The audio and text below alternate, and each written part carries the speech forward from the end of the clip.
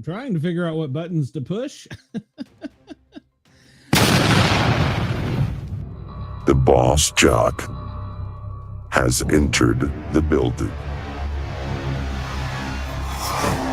You are listening to the Sportcat Show. That's right, ladies and gentlemen, boys and girls, children of all ages. You have the one, the only Sportcat. I am here with you for the next 2 hours. I am on the Radio X platform, Jurg's radio network of, I don't know, he's got like 100 channels. He's got Jurg's Radio, Right Talk Radio, Forward Talk Radio, Sports Radio, Rainbow Radio. I've probably forgot a few, but we are on all of the Jurg's channels. We are currently on Dare Radio Australia, and we are also on Radio X in Australia. Good morning to you. It is 13:04 here on the East Coast, otherwise known as 1 in the afternoon. All right, let's see here. Everybody come over and join us on the chat. We have a lively chat. Today we have Denise. We have Chris. We have Ms. Harley in here today. Welcome, welcome, everybody. Wendell's in here too. Hello, Wendell. Did I miss somebody? I think it was KG in there. Yes, KG is in there. So hello, everybody. Welcome to the show. First off, want to, how should I do this?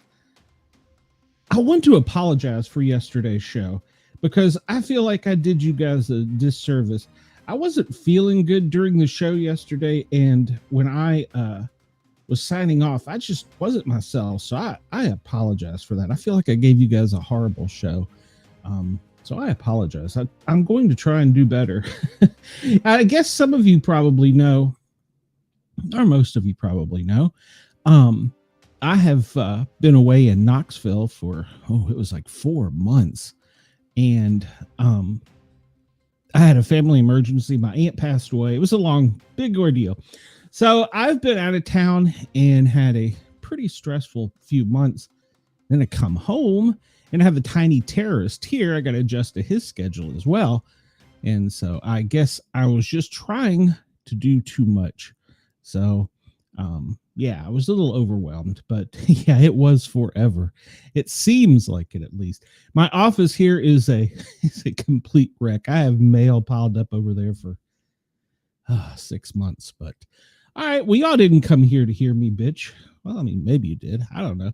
Let's get into what we normally do.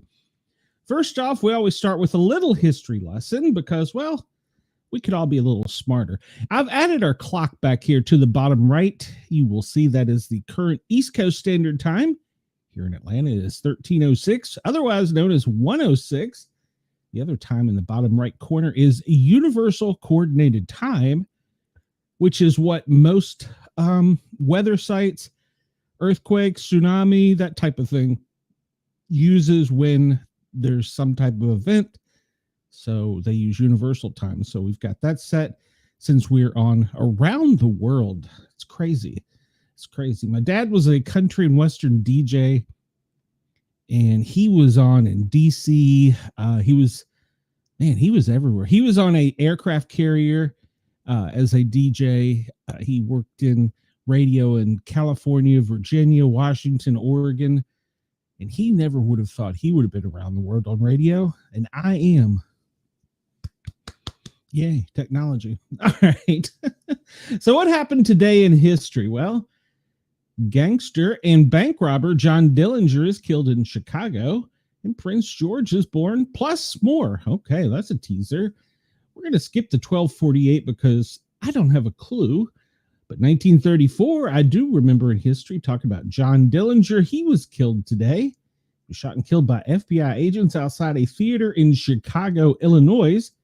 He was a bank robber, a car thief, fugitive, and called Enemy Number One by J. Edgar Hoover. Dillinger and his gang robbed 11 banks and stole some $300,000 in the 1930s. After escaping from prison in 1934, Dillinger managed to evade authorities until a brothel madam tipped off the FBI. So a woman gave him up. 300,000. You know, in the big scheme of thing, I mean, 1934, that was probably millions, but that just doesn't seem like a lot of money in the big scheme of things. Maybe I'm wrong. I don't know. I don't have 300,000. 1940, the Special Operations Executive is formed. Dismayed by the fall of France in 1940, Winston Churchill devises a plan to take the fight directly to the enemy via a new specialized tactical group, the Special Operations Executive. They would go to they would go on a executive number of secret missions to dismantle German military and aid the Allied movement in Europe. In 1992, Pablo Escobar escaped police custody.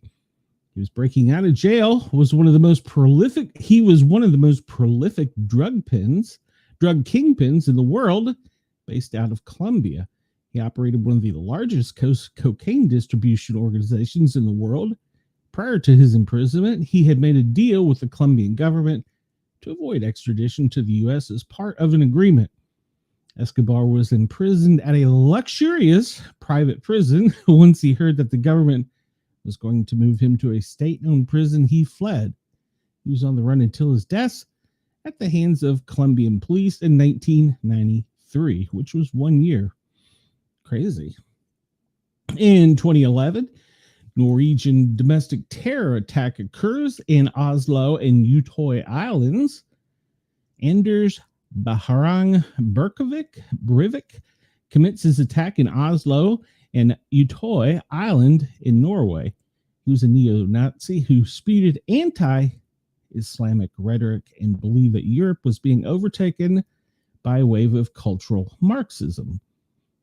He decided to commit acts of domestic terrorism by planting a car bomb near, I'm not going to try and pronounce that, a governmental district in Norway, and fatally shooting 67 people who were attending a Norwegian Labour Party summer camp on the island. In total, 77 people lost their lives in the attack, and over 300 were injured. He was sentenced to 21 years in prison, which is the maximum sentence in Norway. 21 years? That's the maximum? Seems like it should be more. I mean, is that for that crime or for all of them? In 2013, England's Prince George is born. Oh, well, welcome. His Royal Highness Prince George Alexander Louis of Cambridge, or simply Prince George, is born in London, England, the first child of Prince William and Kate Middleton. George stands third in the line of succession behind his father, William, and grandfather, Prince Charles. I guess he would be second now, right? Because, no, I guess he would still be third because Prince Charles is now at the helm. So I guess he's still third. You could have a child prince. So, all right. Let's see. Chris says that you have to appreciate Norway drawing a line through their O. That takes courage through their. Okay, I'm missing something here. Chris says I have to appreciate Norway drawing a line through their O. That takes courage. I don't know what you mean, Chris, but yes, it does. All right. I'm not sure what the O is. Maybe I'm lost. All right. Shocker. 1942, 300,000 Jews from the Warsaw Ghetto are sent to an extermination camp. And in 1963, Sarawak achieves independence from the British colonial rule. And let's see, that's pretty much it for that. Okay, well. 1959, Ed Wood's cult classic Plan 9 from Outer Space, often called one of the worst films ever, premieres Gregory Welcott and Bela Lugosi. I've never heard of that movie. And today in music, Katrina Jarboa sings Ada at the New York Hippodrome, becoming the first Black female opera singer to perform in the United States. Oh, okay, Chris, thank you. I was confused. Yeah, he's talking about the name of the island. One I probably butchered the name of. Hello, Brenda. Welcome to the show. I appreciate you joining in. I haven't seen you in a while. Hope you're doing okay. All right, so what is today? Well, it is July 22nd. It's Beta Glucan Day. Okay, I don't know what beta glucan is, but it's health, so let's look at it. The most powerful substance on earth that trains your immune system to defend against cancer, viral infections, and chronic disease. It's been tested against more than 200 immune-boosting products like vitamin C, elderberry, and zinc, and has been clinically proven to be up to 32 more times effective than anything you can purchase on the market. Today, July 22nd, is the day we celebrate this mighty immune booster, Beta Glucan Day. Beta glucan is the most studied natural immune system trainer on Earth, with over 206,000 published studies and hundreds of clinical trials. Beta glucan is from fungi, yeast grain, and seaweed. It's a well-known biological response modifier that functions as immunostimulants against numerous health problems, including infectious diseases and cancers. Glucan has been used in clinical practice as immunoadjuvant therapy for cancer since the 1980s, primarily in Japan in 1980s. It's identified as a component of the zymosin, which was studied by Dr. Louis Plimer in the 40s as immune activating properties. However, the exact structure of beta glucan remained unknown until the 60s. It was then that Dr. Nicholas DeLuzzi at Tulane University made significant advances in beta glucan research. He and his team discovered that it was, in fact, the beta glucan in zymosin that was producing immunological effects. In the 1990s, it saw further progress, largely due to the work of research, like the doctors in, well, I've never heard of this one. And they say it's stronger than vitamin C and elderberry and zinc. Well, that deserves some research, because that's some of the ones I take during the winter months. I'm sure most people do. The elderberry is one of the most potent. Let's see here. Let me catch up in the chat. Brenda says she's not buying it. Well, you probably can't buy it on Amazon. Today is Casual Pie Day, Lion's Share Day. All right, now I gotta see what Lion's Share Day is. People around the United States celebrate Lion's Share Day on July 22nd, which is one of the most remarkable and fun holidays celebrated in the U.S. As much as this celebration is related to its interesting concept to provide special treatment to someone, hence the lion's share. It's also commemoration of the fables Aesop, which the phrase originates. Today, the holiday is known as a fun celebration.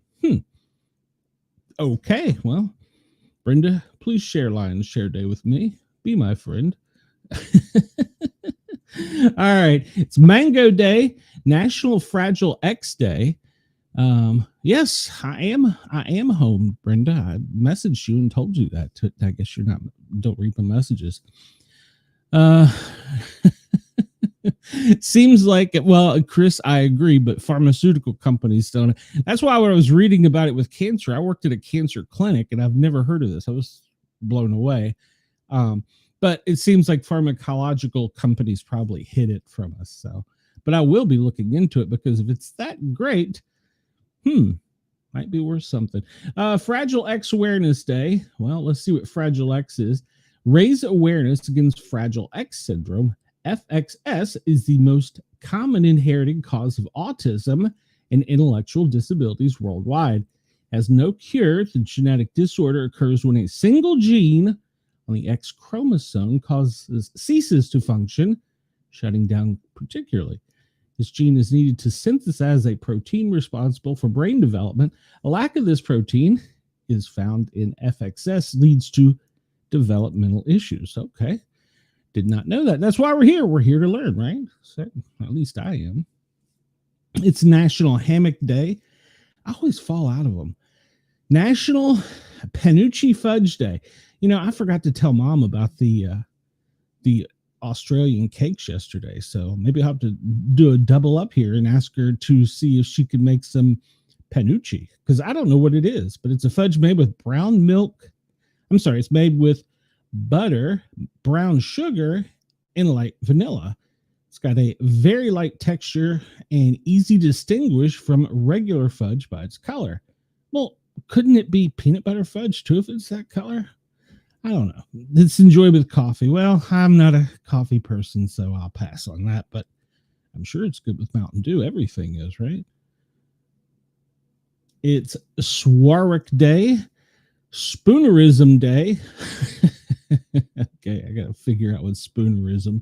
Brenda says she does love me, and she is my friend. Well, good. I'm glad. Spoonerism Day is which your tongue is. Spoonerism Day honors spoonerism, which are tongue slips that make most of us regularly. The term spoonerism okay, well, I'm apparently having a spoonerism moment. Spoonerism Day honors spoonerisms, which are tongue slips that most of us make regularly.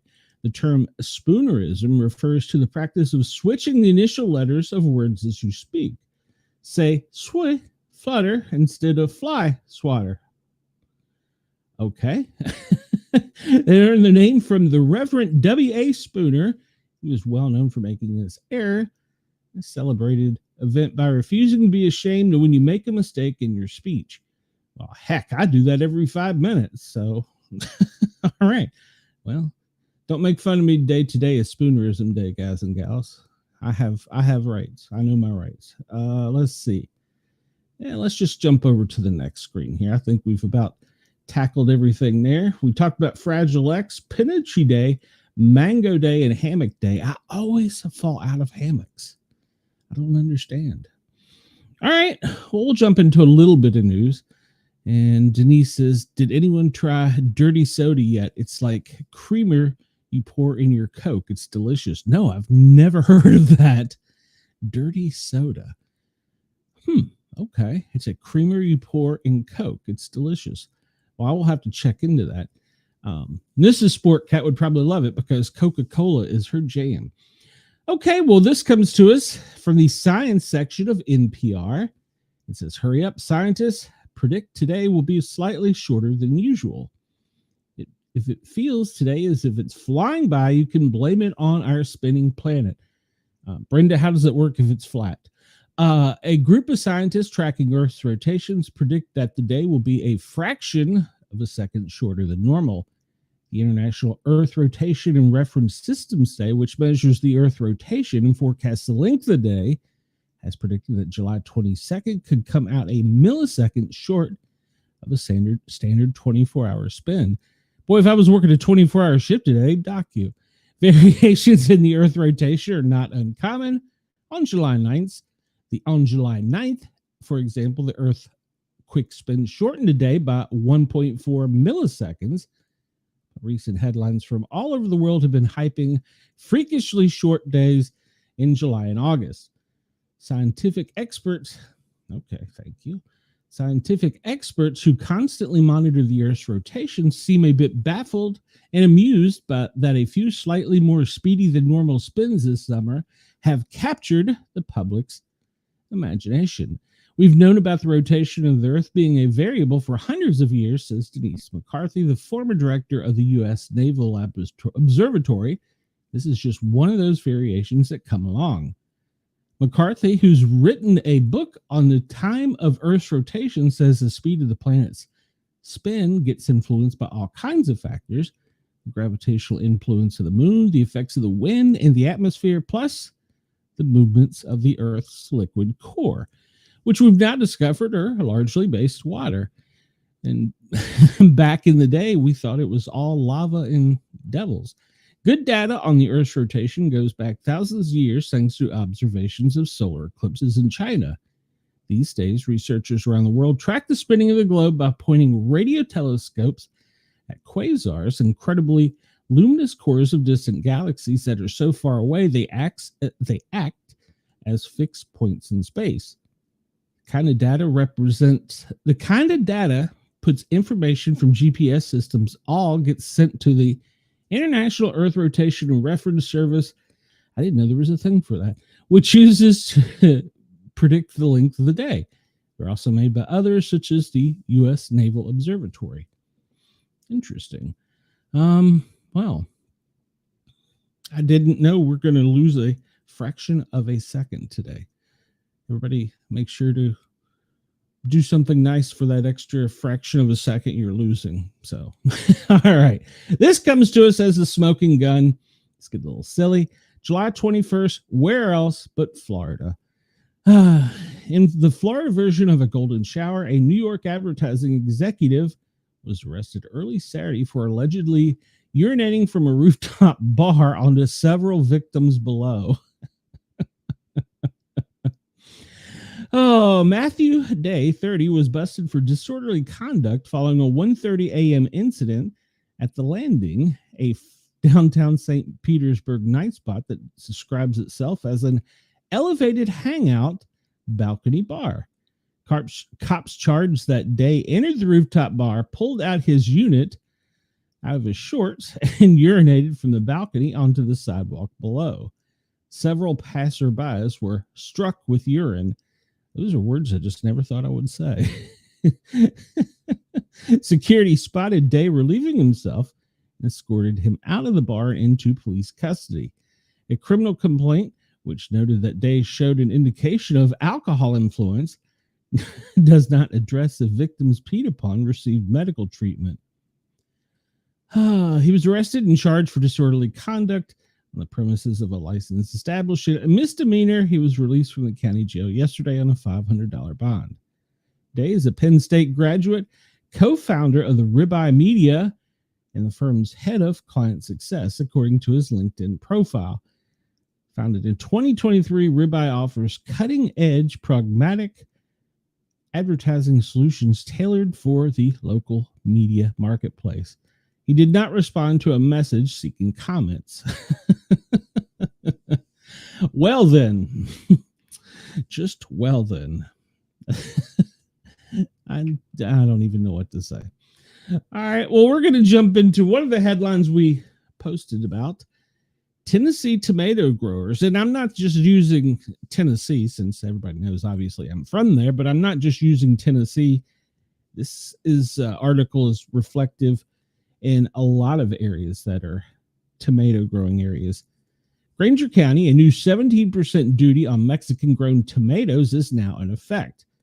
Part of a federal effort to bolster U.S. agriculture, while the policy has sparked concern nationwide about rising produce prices, some Tennessee tomato growers say the impact at home will likely be minimal, at least for now. As far as tomato goes, there needs to be a tariff. There really does, says Steve Longmire, a longtime grower in Granger County, Tennessee. This region is known for its tomatoes, and growers here say peak season is when Tennessee-grown produce fills most of the local shelves, not imports. Once we get into Tennessee tomatoes, you're not going to see much of the shipped tomatoes that come in here, he said. Tariff or no tariff, our tomatoes are going to sell. Luke Stratton of Stratton Farms agrees, saying the new tariff could help level the playing field for American growers. They don't have to follow as many rules and regulations as we do with labor, the workforce, Stratton said. We have a lot more money in our product. According to the USDA, Mexico supplies roughly 70% of the U.S. tomato market. Stratton believes it's mostly during the off-season in Tennessee, and that's when the tariffs will likely have the biggest effect. In late October, November, December, January, but that's late October, November, December, January, that's when I think the tariffs will come into play, Stratton said. That's when people may see an increase in prices. Both farmers say their bigger challenges aren't imports, but rising costs for essentials like seed, fuel, and fertilizer. We've had to figure out a way to save in other areas, Longmire said. We don't want to have to pass anything on to the consumers unless we have to. Well, that story is just amplified all across the country. I picked that because, well, obviously I've got East Tennessee ties, but I've seen the same thing from growers all through the South. So Brenda says he must have thought it was better to piss on someone than be pissed off. True. And Chris says, Longmire being the name of a longtime grower is amusing. Yes. Well, this apparently occurred Monday, and here's some quotes from different associations. Chad Smith of Smith Tomato Farm in Steele, Alabama. It's only been 2 days now, and we're actually have a lot more of calls for people interested in doing business, and the price hasn't even changed. Matt Rudd from the Rudd Family Farm in Browns Summit, North Carolina. What you see in the grocery store now, instead of all those tomatoes from Mexico and everything everywhere else, it should be more local and United States grown where we can compete with those prices. Rick Tarico from Bloomfield Grossia in Pittsburgh. It will not bother me if we put a 50% tariff on tariff on Mexico, not Texas. It would not bother me if we put a 50% tariff on Mexico. It wouldn't bother me because I don't buy from there. It's just the way I am. As long as it's something grown here, that is what I want to buy. This is where I want to buy my product. Apparently yesterday I was falling asleep at the wheel, and today I'm just overstimulated and can't read. Sam Newell from the Fruit Fair in Chicopee, Mass. says it's a win-win for the community and us. Having tariffs on imported goods gives us a more level playing field. Agreed. Mark Rubin, Gilchrist Orchard in Las Vegas. We won't raise our prices, so it will stay $1.50 a pound, which is what we charge. I think in Tennessee it was 99 cents or 79 cents a pound. Logan Duvall and Media McGee Market in Little Rocket. I can't see how the tariffs are going to be negative on us at all, being as tomatoes are a massive part of what we do, and we see the impact when the money goes directly to our farmers in our community versus a multinational conglomerate. It's a big difference. Agreed. Stephen Longmire from Tennessee Homegrown Tomatoes in Rutledge, Tennessee. In the fall and the wintertime, we have to count on, and the nation does, tomatoes in warmer climates. So that's where it's going to be a good thing for the farmers. Hopefully more of their tomatoes are going to sell a bit better prices because of the tariff on imports. And Patty Morgan in Granger County Tomato Festival says it's a huge industry in our county. It is a very huge industry in that county. In fact, while I was there, I should have went. They had the Tomato Day Festival, and it's quite fun. It's kind of like a fair, but it's based about tomatoes. Okay, well, I saw this as trending, and go away there, Twitch guy.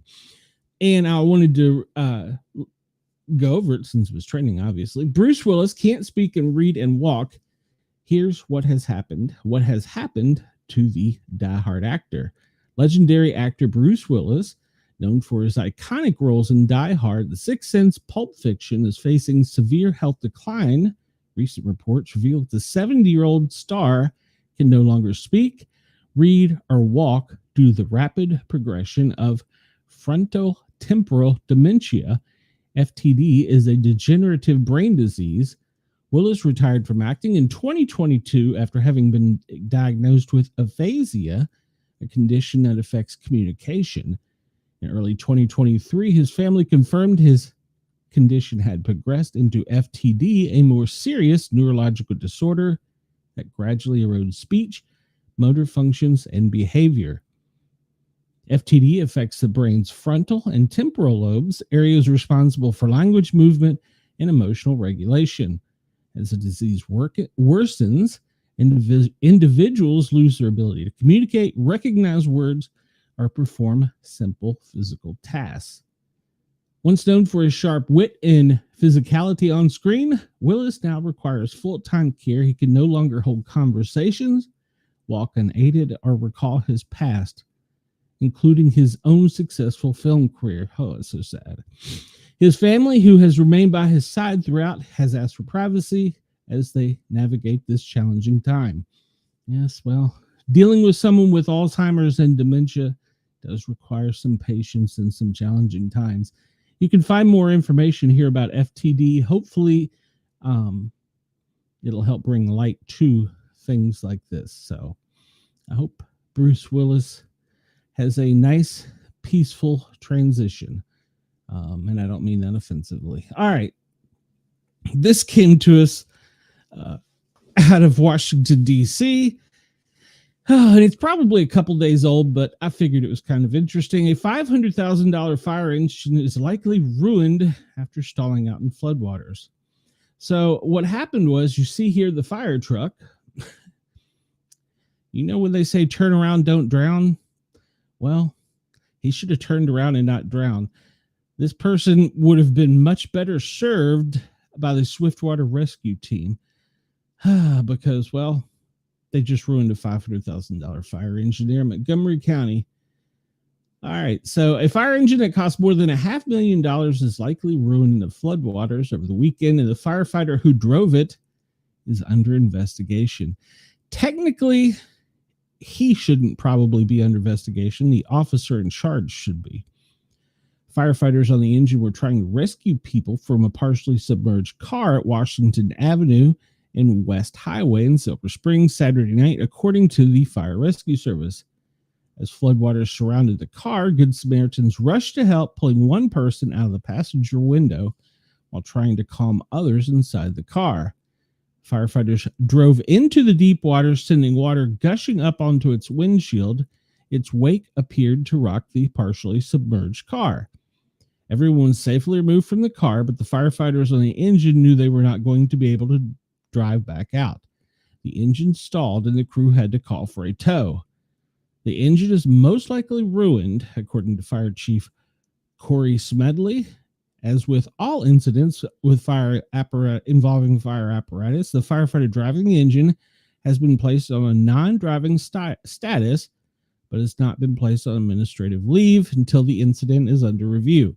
Mechanics are looking to see if the engine can be salvaged, but the chief says that's unlikely. Well, I never did like driving the engine, so I would say that's probably the officer in charge. I would say it's going to be his butt that's in trouble because he probably told him. That's what your officer in charge is supposed to do. You tell the person what to do. So, all right. Well, we talked about this yesterday. White House says Trump is serious about the Commanders reverting to the former name. A day after President Trump threatened to hold up a deal for a new football stadium in the nation's capital if the Commanders did not go back to the name Redskins, White House Press Secretary Carolyn Leavitt said the president's comments were not a joke. The president was serious, she told reporters on Monday while answering questions at in the White House driveway. Sports is one of his many passions, and he wants to see the team name changed. Asked why he's getting involved, she called Trump a non-traditional president and said sports fans are behind him on this one. I think you've seen the president gets involved in a lot of things that most presidents have not, Leavitt said. He's a non-traditional president. He likes to see results on behalf of the American people. If you actually poll the issue with sports fans across the country, and even in this city, people actually do support the president's position on this and the name change. After President Biden signed a bill by Congress last year to transfer land from the federal government to D.C., Mayor Muriel Bowser and the team reached an agreement in April to hold the site of the RFK Stadium that is still pending approval by the Council of the District of Columbia. I think the thing that we should focus on is D.C. is doing our part. I have worked for the better part of 10 years on our part to get completed, including getting control of the land, coming to an agreement with the team, and advancing a fantastic agreement to the council. So we need to do our part. Dan Snyder, who had said multiple times as owner since 1999 he would never change the name, did so on July 20th after facing mounting pressure from sponsors and critics. Washington football team was used for only 2 seasons before the Commanders unveiled the permanent name in 2022. Josh Harris, whose group bought the team in 2023, said earlier this year the Commanders' name is here to stay. Savannah Ramiro, co-founder and deputy director of the Black Liberation's Indigenous Sovereignty Collective, said in the statement Monday, responding to Trump, that Native Americans are not mascots. To equate Native people with cartoonish mascots alongside animals is gross and ongoing tactic of dehumanization, said Ramiro, who is an enrolled member of the Eastern Shoshone Nation. National Congress of American Indians has since The National Congress of American Indians has since 1950s considered eradicating national theme mascots one of its priorities. President Mark McCurrow called any attempt to purport to speak for Native communities is an affront to tribal sovereignty. Imagery and fan behaviors that mock, demean, and dehumanize Native American people have no place in modern society, he said in the statement. NCAI will continue to stand in support of dignity and humanity of Native people. At least one organization, the Native American Guardians Association, has filed petitions to bring back the Redskins and Cleveland's names. A handful of fans were asked by the AP for their opinion. They generally dismissed Trump's comments. In one person who grew up in Washington area and returns visits fans says, typical Trump stupidity. It's just him focusing on things that aren't consequential and trying to distract from the actual issues that are going on, he said, adding that he doesn't care what the name is, but I'd like to get the new stadium for sure. I like the site where it is. My parents used to tell me stories of how great RFK was when they were really, really good. Ford Flemings, who's worked at a vendors at the old RFK Stadium, said everyone on the bandwagon with the name Commander's name know that the team is winning. I liked Washington when it was just plain Washington. If they change their name, so be it. If I'll be a Washington fan, whatever Washington's team name is. Well, I wasn't a big fan of the Commanders. It's kind of grown on me, but I did grow up as a Washington Redskins fan. And I never one time saw it as demeaning or demoralizing. In fact, I thought it brought education about Indians, Native American people to the Washington, D.C. region. So, let's see. So everyone basically, Chris says, so everyone is basically on anon driving status for that engine. Well, the officer probably was, yes. He should be on suspension. And Chris also wrote, name changes during that time frame were all over, so reactionary and unnecessary. Agreed. The fact is we're being questioned now proves making long-term decisions on current emotions is never wise. Wow. Good comment, Chris. That's absolutely 100% correct.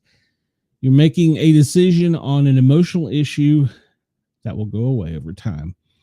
And why would a sports team want to represent themselves with an image they have no respect for? Agreed. It's kind of like the patch on your arm as a firefighter. That's your patch that you fight for it. So it's true. All right. So Brenda's leaving us. She's got to go. Well, Brenda, I hate to see you go, but we'll see you next time. So, but yes, Chris, that's such a good comment. I want to highlight it again because that can be said of so many things. People who are questioning themselves, people who are questioning their place in life, maybe making a bad or permanent decision to a short-term situation. That's a good comment, Chris. The fact that it's being questioned now, talking about the name, proves that making long-term decisions on your current emotions is never wise. That, Chris, you should copyright and patent that, trademark that one, because you were 100% correct. You're making a permanent decision to a short-term issue.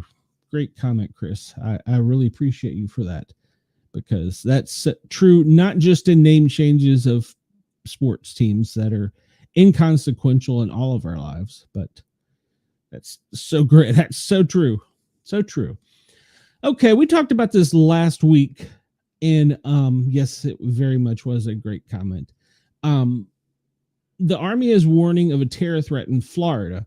So this got circulated and then made mainstream media, and they're pushing it back out there. So I'm going to highlight it again. So if you know anybody in Florida who's retired military, actually, I would say anyone who's in retired military anywhere, the U.S. Special Armies Command sent out a letter warning about a potential terrorist threat in Florida.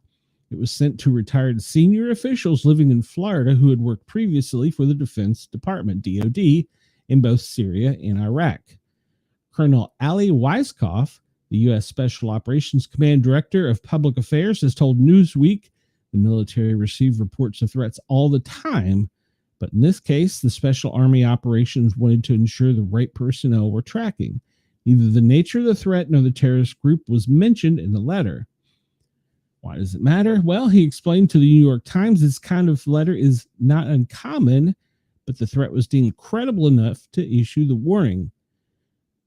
They said they were involved in strikes across Syria and Iraq, targeting the Islamic State group of Al-Qaeda. Many of now know these strikes have become remarkable, and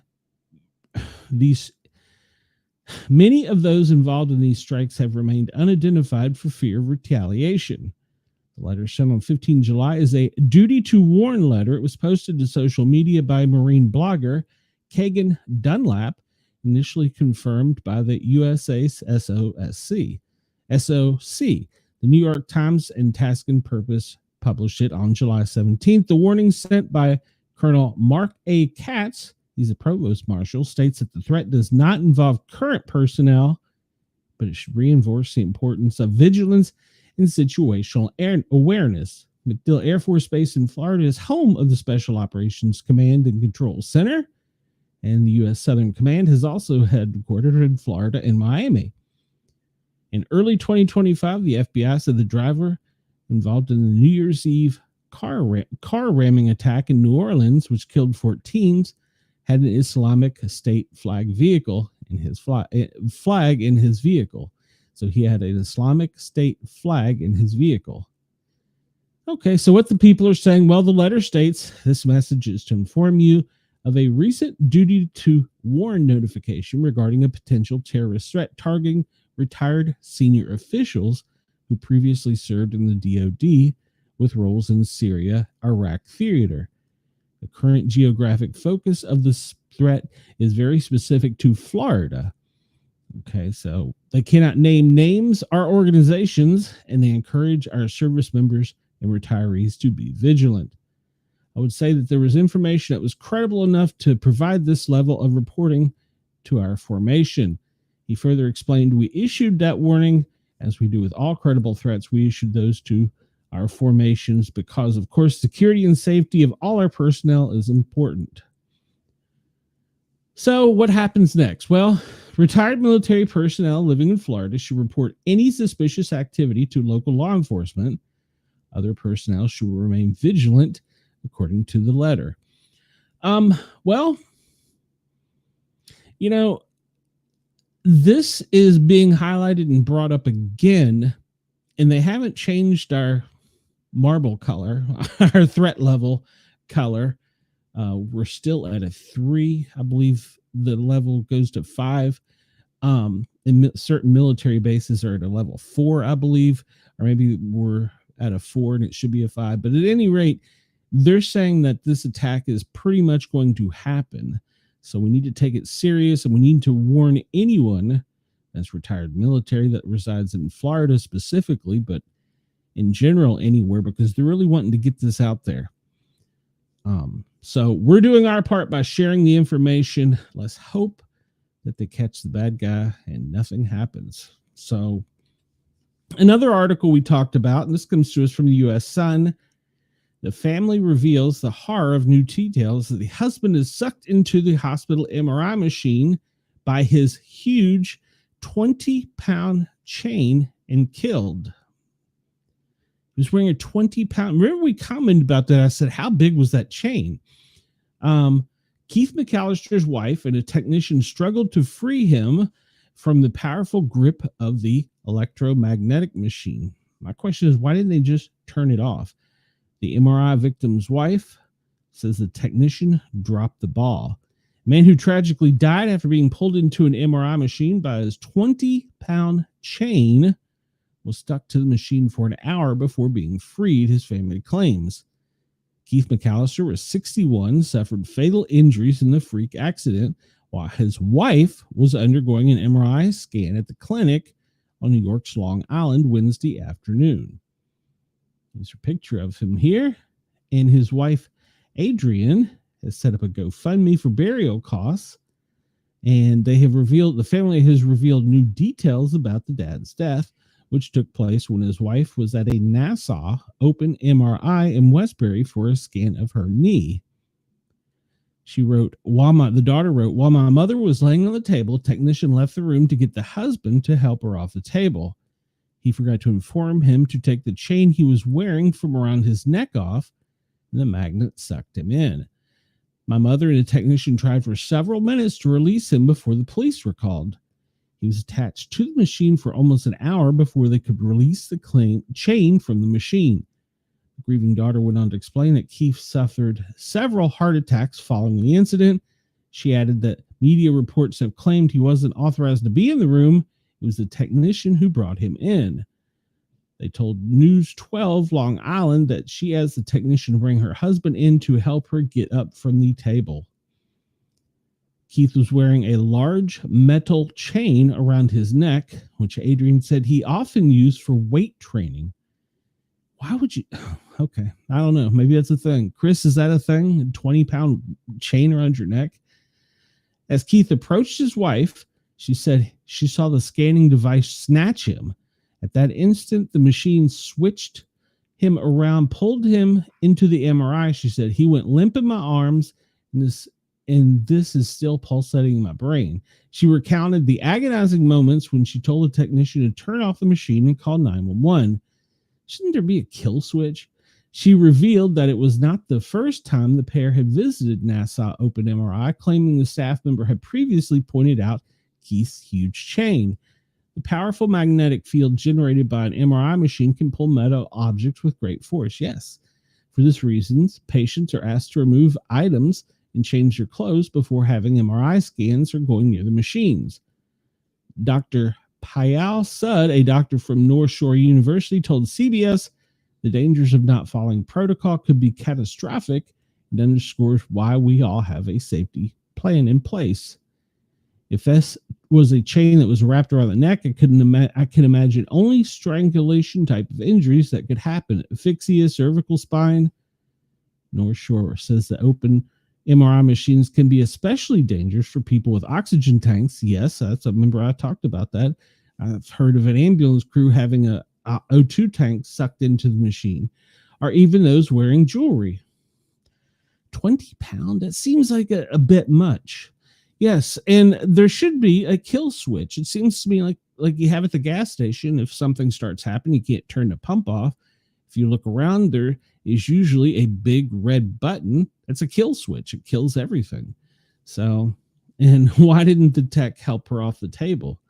That too is a good question. Unless she specifically called for him. I don't know.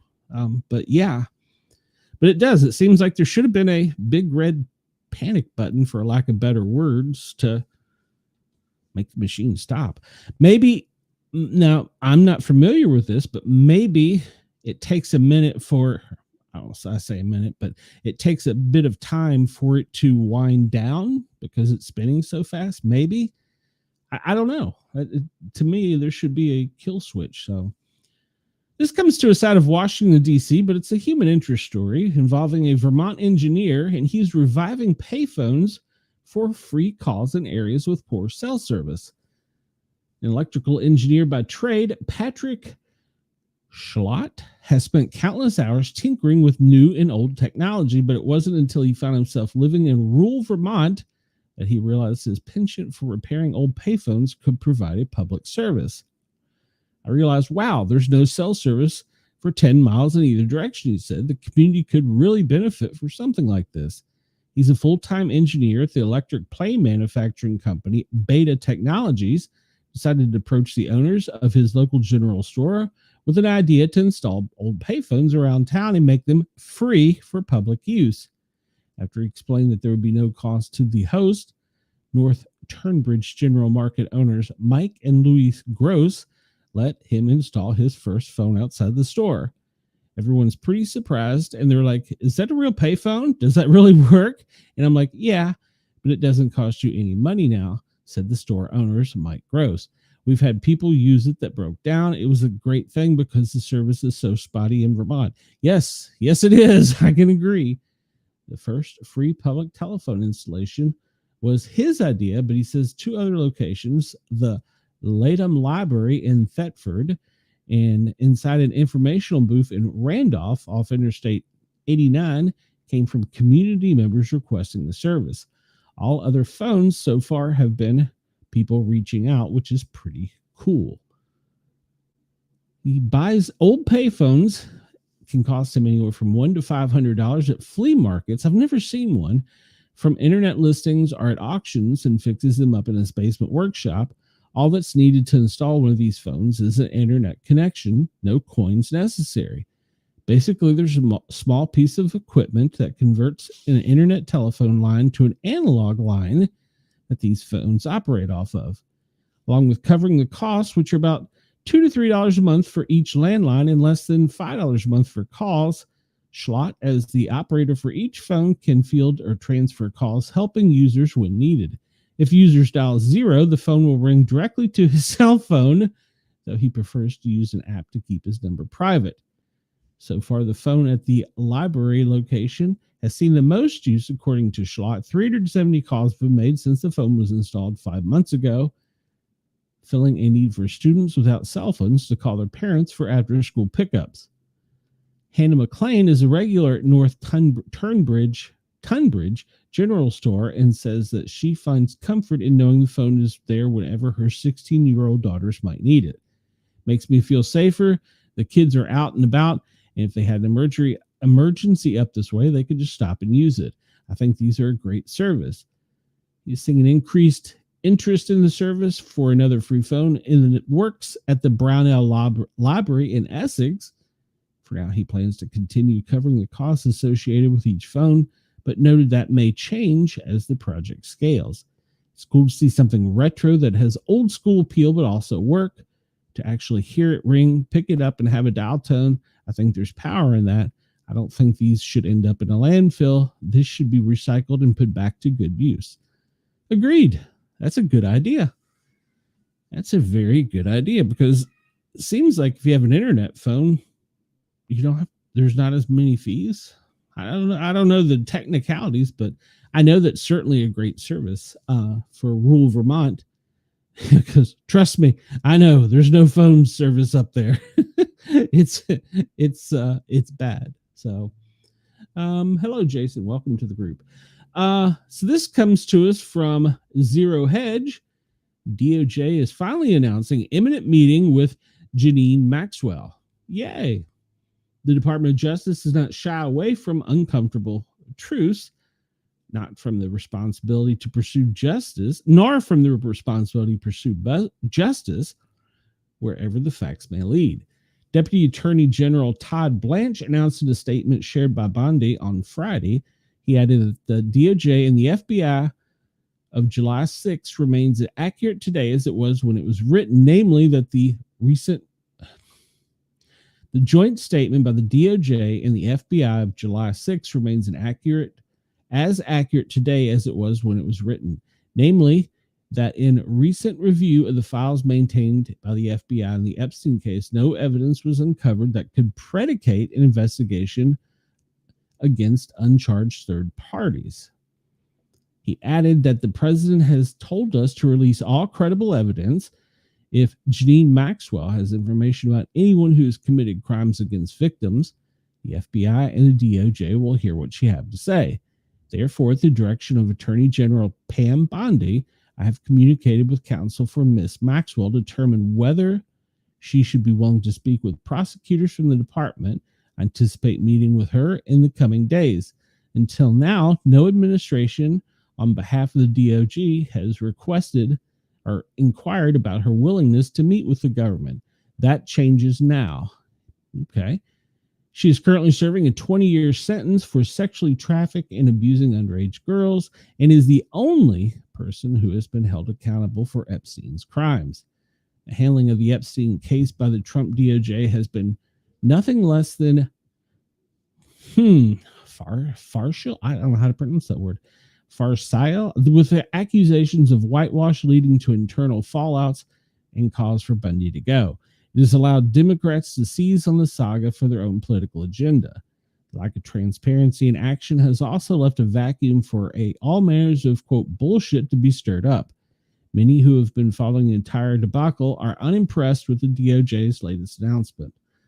And there's quite a few posts here from X. I'm not going to read them because, well, it's not worth our time. But as I've said in the past, if there is people that have done things, if there's victims out there, women and children, they need to find the person responsible for their assaults, rapes, injuries, and prosecute them. I'm not going to give this story a whole lot of time. It comes to us from the Daily Wire. The Epic City, which is in Texas, we've talked about this before, and said that they will not let Shira law flourish in its borders. Well, now they're replacing Old Glory, the American flag, with the crescent moon flag. And this is the largest mosque in Texas. And, well, there's been several complaints and legislation written about it. And earlier this year, things went viral when Texas Governor Greg Abbott and other top officials acted swiftly, saying Shira law is not allowed in Texas, nor are Shira cities, nor are no-go zones, which the Epic City project seems to imply. And the Texas Funeral Service Commission sent a cease and desist letter to Epic for operating an unlicensed funeral home. And then the EPA got involved and told that any construction or development is in violation of state law and should be halted immediately. And so they've got investigations into that. And then the DOJ has also inserted themselves there. Well, so is it over? Nothing to see here. Well, it was just a flare-up by online activists fear-mongering about a coming caliphate in Texas. Hardly. In fact, I believe it's just the beginning. Epic City reflects a deeper civilization conflict unfolding in Texas. The silence now surrounding it doesn't show a lack of evidence or wrongdoing. Rather, it shows a lack of an intellectual framework to publicly discuss a domestic culture class. Okay, well, so they're arguing back and forth, but they've apparently taken down the American flag and replaced it with the crescent moon. So just take that from what you want. We're going to go to the next article. This one I'm not going to talk about a whole lot, but I thought it was really weird. Chilling moments. This comes from Daily Mail. Chilling moments. Intruder inspects a naked woman with his torch. It's a flashlight as she slept next to her partner in Marbella home, as brave victim who released the video describes reoccurring nightmares. So this guy apparently has went into homes at night and done this multiple times in this area, and has obviously not only taken things, but he is seen as checking people out. And people aren't waking up. I don't understand this. How do you not wake up when you have a intruder in your house shining lights on you? I don't know. Maybe it's just me, but the San Pedro Prowler has been targeting Britain's homes in Costa del Sol as victims sleep. I don't know. They say that the robber appears to be wearing no shoes and may just have socks on during his raids to avoid anyone inside the residence knowing his presence. Creepy, very creepy. I hope they get this guy. And I don't understand how they don't know that somebody's in their home with a torch looking at their privates. I don't know. All right. Well, once again, we missed the top of the hour. It's 1402 here in Atlanta on the East Coast. We're about to go into our normal thing. Chris says, if only Epstein's cell had CCT that was reliable as this was. Yes. Is it normal to have a camera set up and recording you inside your own home? Even if I set it up, it still seems like that would be an invasion of my privacy. I mean, I guess it could be hacked or taken over, but why would you? I don't know. Maybe it's just me. All right. So this comes out of NBC4 in Washington, but it's really a national story. Coca-Cola is going to roll out a cane sugar version of the namesake soda this fall. Well, we know that Coca-Cola and many Coca-Cola companies are planning on changing and going to cane sugar instead of corn syrup. I don't know how this is going to affect our corn market, but they will be making this change because the government is changing rules. So there we go. Let's see here. The last story for today, and this one, I just don't understand. A dad who moved his family, this comes to us from the U.S. zone, to flee the, quote, woke West, is now on the front lines, as the wife says he's been thrown to the wolves. A Texas dad has been sent to the front lines by Vladimir Putin after he moved his young family to Russia to escape, quote, woke America. Derek Huffman, 46, has been thrown to the wolves by the deranged Russian wartime regime, with his family now reportedly begging the U.S. government to save him. So you decided you no longer wanted to be American. You went to Russia, and the story gets a little deeper. He uprooted his home, jetted off to the small town of Istra, 25 miles from Moscow, alongside his wife and 3 daughters, and their husky. Oh, he got to bring his dog. He, along with his wife, Deanna, decided to move to Russia after claiming the U.S. education system has become, quote, too progressive. The couple said the final straw was when their daughter Sophia was taught about the idea of being a lesbian at school. A trip to Moscow in 2023 convinced the family that Russia was the perfect place to bring up their children in a traditional society. They made the move and expected to start their dream lives, but soon found himself in trouble. Now, this is the interesting part. He soon found himself in trouble when he agreed to join the Russian military. What? So you left your country, gave everything up in your country to join another country and then join their military, and you're upset and want the country that you gave everything up from to save you. I don't think it works that way. So she's revealed in a vlog on, this channel, YouTube, that her husband is now drafted and he's near the front lines as a fully fledged fighter. He has very little training, apparently. She feels like he's thrown to the wolves. And, they're kind of leaning on faith. I don't believe you're supposed to have that in Russia. So since being deployed to fight against Ukraine, he's been able to speak to his loved ones only a handful of occasions. His last message came in June on Father's Day as he spoke to his family while wearing camouflage and military gear. He held back tears and said, "I miss you all more than you can imagine. I can't wait to see you. Hopefully I can get a vacation at some point and I get to go home and spend a couple of weeks with you. But you're on my mind 24/7. What I'm doing is important to me and important to her family. Just know I will do whatever it takes to be safe and come home to you. Take care of each other." And in the past months, the family has said he is, quote, doing fine. Amid the lack of information, a mystery Telegram group has been sent out entitled Save the Little Girls, the group shared by the family online, but the link has been deleted. Created only on Sunday, the sole message from the account said, "We are asking the United States government to save this family." It was pictured of Deanna and her daughters crying in the streets. She said he's happily signed up for his military when he first arrived and wanted to show his appreciation for his new country by risking his life. He wanted to earn a place in Russia without being given free handouts. But she has claimed that her husband was seriously misled when he signed up and hadn't had all of that done. He was told he would not be training for 2 weeks, that he would go straight to the front lines. But it was more like a week of training, and then he was sent right to the front lines. And the terrified mom, it's just been a few months since their family made the big move from America to Russia. While we've had amazing adventures, this journey has brought deep challenges. Being alone in a new country, raising kids, and trying to stay strong has tested me in ways I never imagined.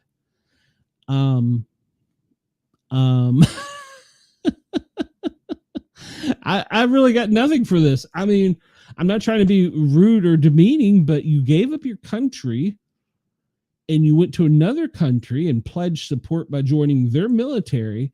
Now you're upset about it and you want the government that you ditched everything for to save you.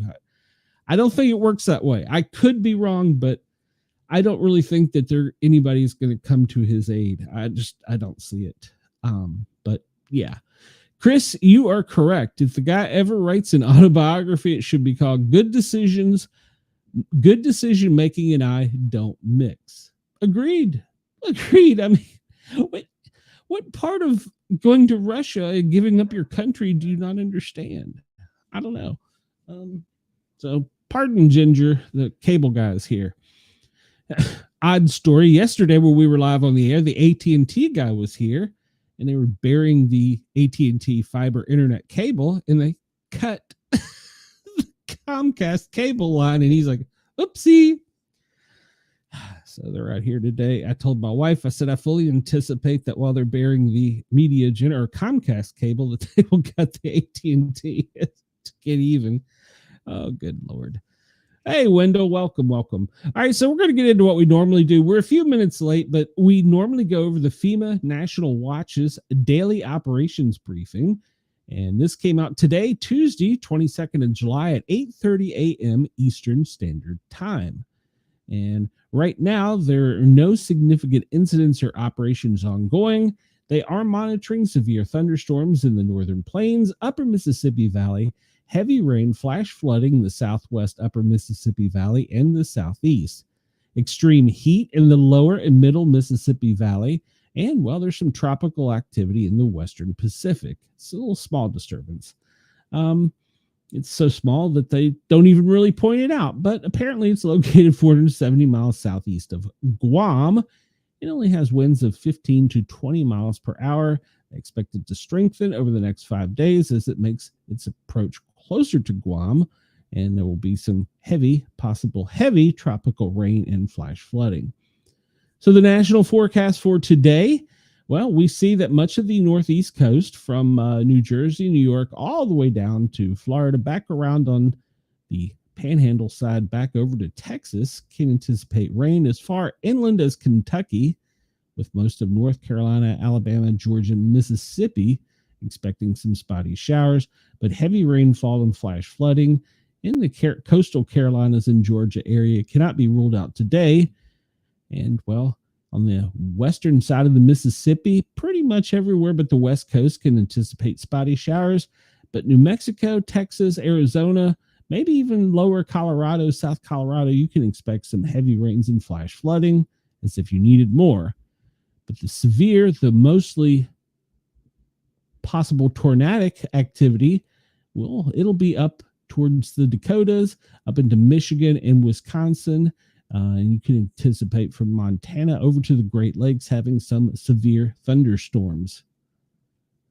Wendell, this is my third day home, and yesterday I literally passed out. You missed that notice. I literally passed out in my chair right here where I'm sitting after the show ended. So not yet, Wendell. I haven't managed to get caught up on anything. So this is showing where the excessive rainfall, well, down in the Gulf Coast, pretty much all the panhandle, most of Florida can anticipate some heavy rains. Southern Alabama, southern Georgia, up into maybe in northeast Georgia as it comes off of the coast of the Carolina. In the Carolinas, well, you can anticipate some rain, specifically South Carolina, heavy rain. And up in the northeast, really it's going to go from the Canadian border down to almost the Midwest, with the most part of it up around the Dakotas and Wisconsin, Michigan, up in there. Some heavy rains. That's for Tuesday through Thursday. So everybody be prepared. And we've talked about this ad nauseum, but there is a heat risk pretty much going up the center of the Mississippi, and it divides east and west. Well, you can anticipate pretty much 200 miles each way from each side of the Mississippi, all the way up to Great Lakes. That wedge of hot air is just going to be intensifying and cooking. And then I heard a forecaster today talk about this in Iowa, that they're going to experience triple digits because of the corn crops. The corn crops are flourishing, but apparently they put off a moisture from the corn. This is apparently a local known phenomena. And as it puts off the moisture and it heats it up, it causes the air to be more humid and hot because the plant's growing. Makes sense. But apparently Iowa, because of their corn crops, are going to have extreme heat for the next couple days. We see the Hazards Prediction Center, pretty much all the East Coast from Jackson up through New England, inland, most of Virginia, most of the Carolinas. And then if you look back to the west, on the other side of the Mississippi, pretty much from the Gulf all the way up to the Great Lakes, that little area, there's a wedge there that's pushing up, that it's pushing up, and heat's going to be to the east and to the west. The wedge in the middle, it's going to kind of get a little tiny break, but the worst heat is going to be over to the western side. And yes, Wendell, I will let you know. I will do it soon, Wendell. Let me get caught up on a million things I got to do. If you could see the mail I have piled up over here. And I've had a bunch of authors on that have sent me books, and I think I've got enough reading to do for a year. So I'm trying to get caught up, ladies and gentlemen. The space weather outlook, well, it's really not an issue. Maybe a minor little activity with a G1, which is a geomagnetic storm, but it's not going to really affect anything. They're not really anticipating any damages by it. The FEMA current operating picture, well, if you look, pretty much scattered all in the south. They're active and working. And of course, we know about Texas. We're still doing repopulation in the Carolinas. Excuse me. And I understand that they're going to be doing repopulation starting in Texas very soon. So hopefully that will happen quicker than it did under previous administrations, but it's a process. All right. So we always look at the next thing we go to is the president's daily schedule.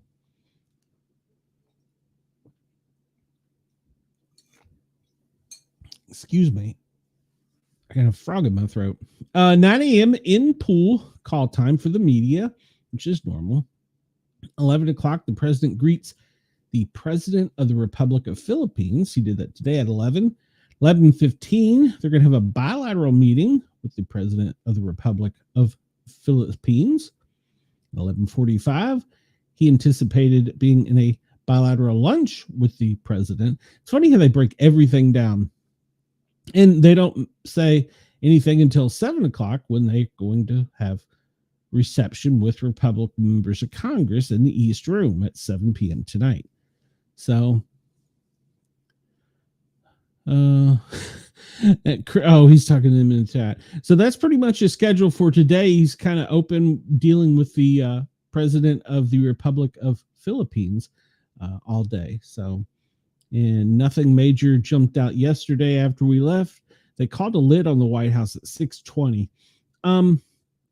And normally that's about the right time. Some days, if you look back and see, they'll call it earlier, but usually somewhere around 5 to 6 is the normal time for the lid being called.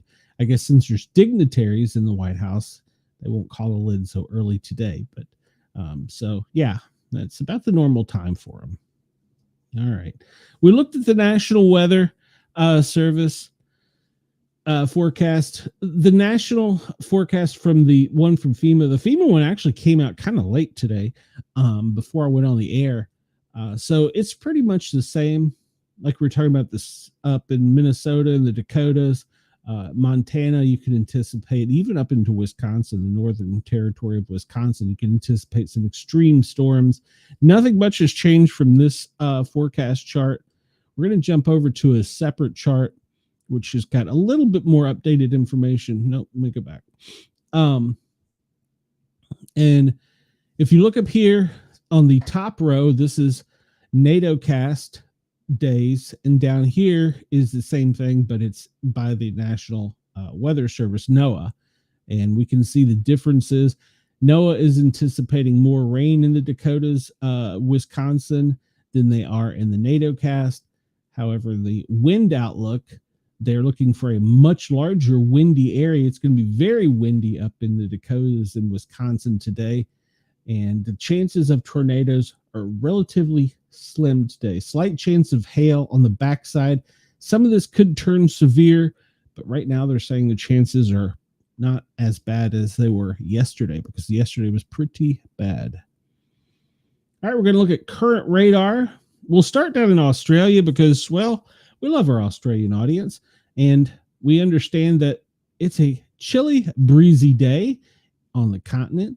And there's some weather that's expected over the next several days that will cause some flooding and some issues for Australia. Over on the west coast, there's a front coming that's going to push Gulf moisture, and by the end of the week, it'll be all the way across the continent with several millimeters of rain, causing flooding and torrential downpours. So right now, it's currently appears to only be raining Sydney inland slightly with scattered showers all the way up to Rockhampton, back over to where is that? Charleville, and then down in Adelaide, some spotty showers as well. But you can anticipate breezy day with this front over on the west coast picking up and pushing in rain throughout the week all the way across. We'll go over to the United States and check in. We see a strong band of rain across Florida, central Florida, and then up where we're talking about in the Dakotas, Minneapolis, and Wisconsin. We'll zoom out of that for now and go to a different map and see what weather warnings are currently activated. Let me check messages here to make sure you're okay. So there we go. Hey, a test message in Montgomery County, Maryland. You all know what that means if you're a regular. Wendell asked, what is a unilateral lunch? Wendell, I think it's just they're going to have a meeting of their delegates and our delegates. In other words, we're going to have some representatives from Congress, Senate, other parts of government there, and so will they have members. And I guess we're just going to compare notes. I guess. All right, so Florida and Georgia special weather statement along the coastline. We talked about that because of the heavy band of thunderstorms that's rolling through the area. We get down Puerto Rico. Well, Puerto Rico's got a flood advisory from the heavy rains. And then Florida, special weather statement. That's probably going to be more down towards, down along Fort Myers. We're anticipating some strong thunderstorms. Let's see, was it flood warning in Missouri, South Carolina, heavy rains? I want to check this one out. Okay, this is off the coast of Jupiter Beach. There is a marine weather statement because the area is expecting some strong storms with unpredictable winds. And of course, with winds and storms and lightning, you shouldn't be out in the water playing.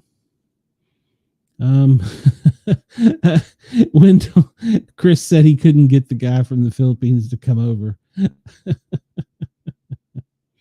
Well, they do have some great food from the Philippines if you've ever had it. Let's see. So flood warnings in Missouri. We'll skip back. I missed a couple there.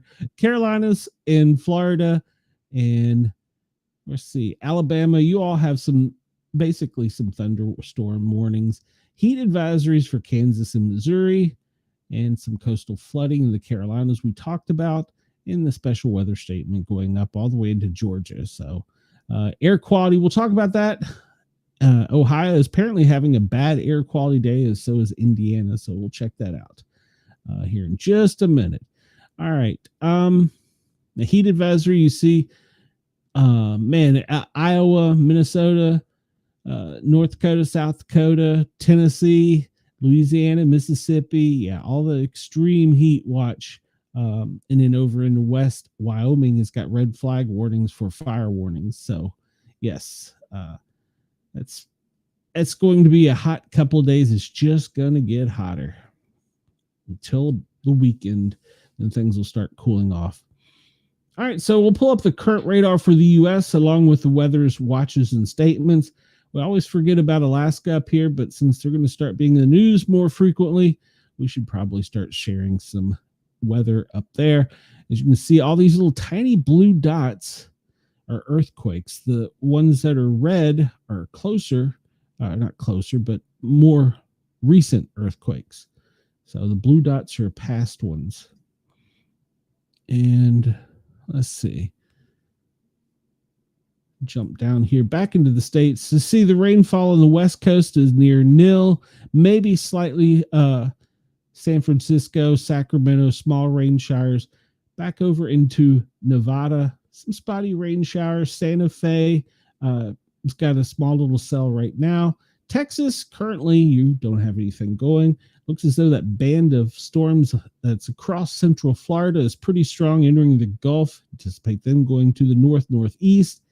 It looks like down in southern Georgia, the Florida-Alabama line, they can anticipate some severe weather right about now. There's a special weather statement in addition to the heat advisory. And so that is the radar for right now.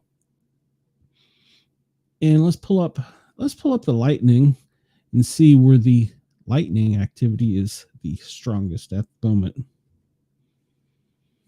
And if you look down the Gulf, Jacksonville, pretty much central Florida, that band extending up the Alabama-Georgia border is pretty intense. So right now it appears to be the strongest storm in the country. That little cell ranging from down in Valdosta, Georgia, that extends up through Columbus and into Anniston, back to the west of Atlanta. Anticipate that moving to the northeast slowly today. And then if you look off the coast of the Carolinas, down here around Charleston and Myrtle Beach, you see some significant activity from that. Further down south, if you look, Fort Myers is getting hammered right now. So is Melbourne. And this is going to extend later today all the way down to the Keys and across. So as the heat builds today in the lower 48. All right, let's see what is next. We always look at the lightning map, and right afterwards, we look and see where the most frequent or recent power outages are. And they're showing as California is 15,067 customers without power. And I'm going to say that's probably due to the heat more than storms. And it appears to be in Nevada County is where most of them are. And Tulamine County, not sure how to pronounce that. Trinity County, and yeah, it looks as though those are the areas with the most power outages, but it's significantly in Nevada County, California. Everywhere else appears to be okay. There's less than 10,000 people without power. I would venture to say down here, yeah, I was looking, it's going to start growing in lower Georgia and lower Alabama as far as power outages with that storm. I would anticipate. Yeah, you see right along the the Georgia, Alabama line, you can start seeing some power outages pop up. And down in Florida, well, they're usually more prepared for severe weather, so maybe I wouldn't anticipate so many there. All right, so let's go to current temperatures right now and see what we got. First, let's hop down to Australia and see. We talked about it being breezy and rainy for most of the continent today. Well, right now in Perth, it's 53, Darwin 71, over to Cairns 70, and Brisbane is 58. We're in degrees, I'm sorry, and 58 in Sydney. If you go down to Tasmania, it's 49 degrees.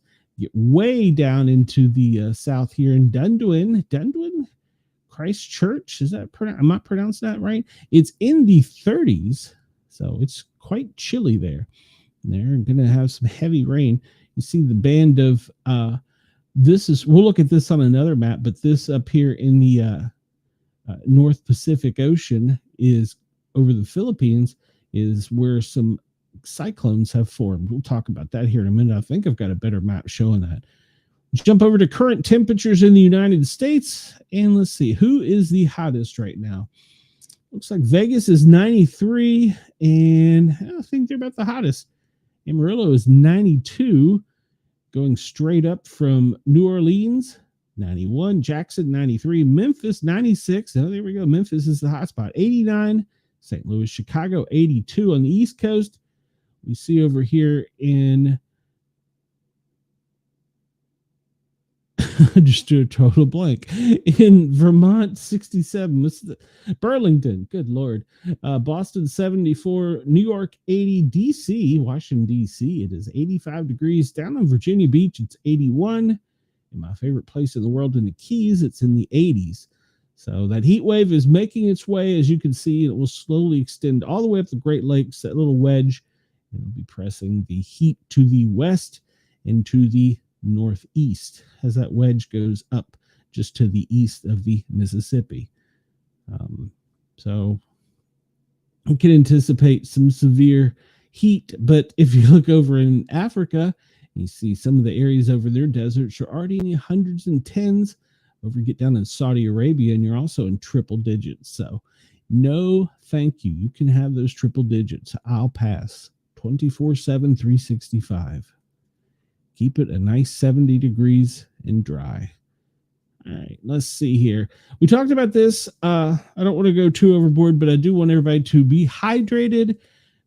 Make sure to, Wendell says it's 90 degrees where he is in Alabama. Make sure to stay hydrated. Make sure that you have proper protection from the UV rays. Don't get sunburnt. So you don't need to be sick on top of everything else. And make sure that you shelter yourself during this time, because next couple of days it's only going to get worse, especially in the southeast. So we talked about Memphis was currently the hot spot.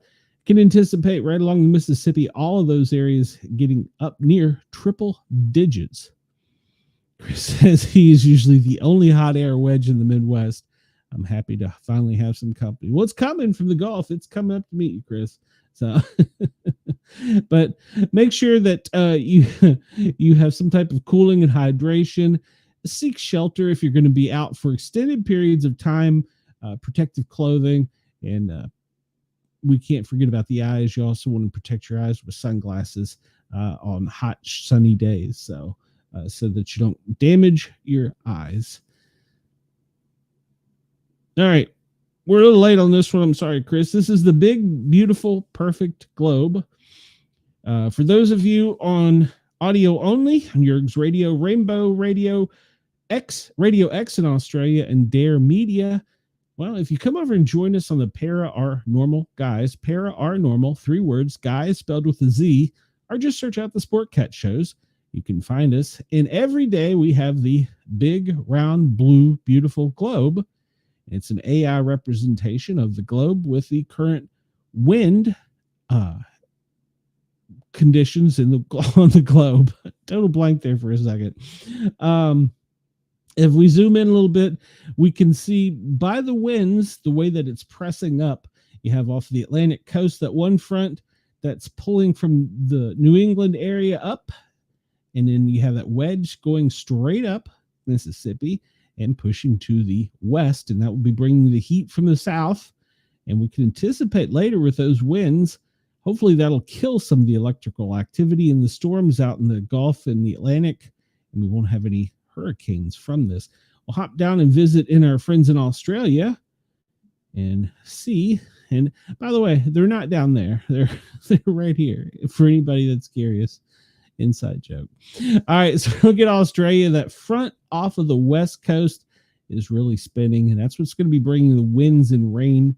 It's going to be joining up by midweek in the center of the continent, bringing rains extending all the way from the west to the east. So Sydney, in the next couple of days, you could see some significant rain and flooding.